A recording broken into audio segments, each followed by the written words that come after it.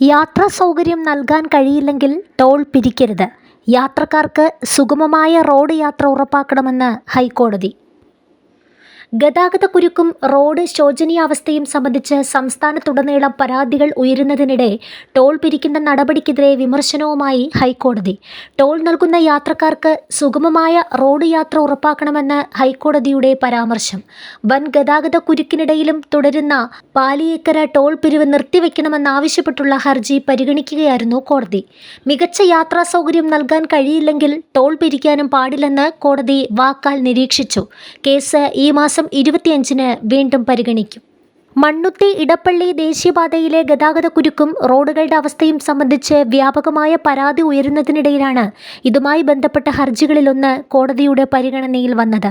നിലവിലെ അവസ്ഥയിൽ യാത്ര ചെയ്യുന്നത് അങ്ങേയറ്റം ബുദ്ധിമുട്ടാണെന്നും അതിനാൽ ടോൾ പിരിക്കുന്നത് നിർത്തിവെക്കണമെന്നും ആവശ്യപ്പെട്ട് KPCC സെക്രട്ടറി ഷാജി കോടങ്കണ്ടത്ത് നൽകിയ ഉപഹർജിയിലാണ് ജസ്റ്റിസുമാരായ A. Muhammad Mushtaq, Johnson John എന്നിവരുൾപ്പെട്ട ഡിവിഷൻ ബെഞ്ച് ഇന്ന് പരിഗണിച്ചത്.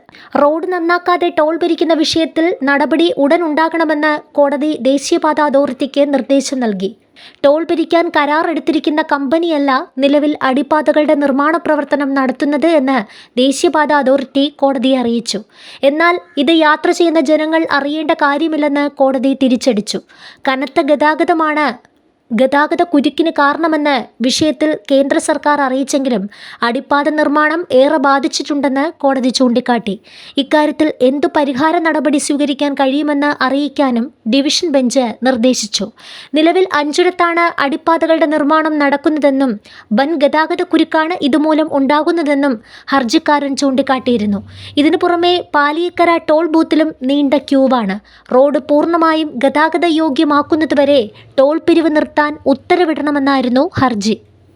റോഡ് നിർമ്മാണത്തിന് ചെലവായതിനേക്കാൾ കൂടിയ തുക ഇതിനകം പിരിച്ചെടുത്തതിനാൽ ടോൾ പിരിവ് നിർത്തണമെന്നും ടോൾ പിരിവിൻ്റെ കാലാവധി 2026 നിന്ന് 2028 നീട്ടി ഉത്തരവ് റദ്ദാക്കണമെന്നും ആവശ്യപ്പെട്ട് ഹർജിക്കാരൻ ഉൾപ്പെടെ നൽകിയ ഹർജികളും കോടതിയുടെ പരിഗണനയിലുണ്ട്. ഈ ഹർജിയിലായിരുന്നു ഉപഹർജി.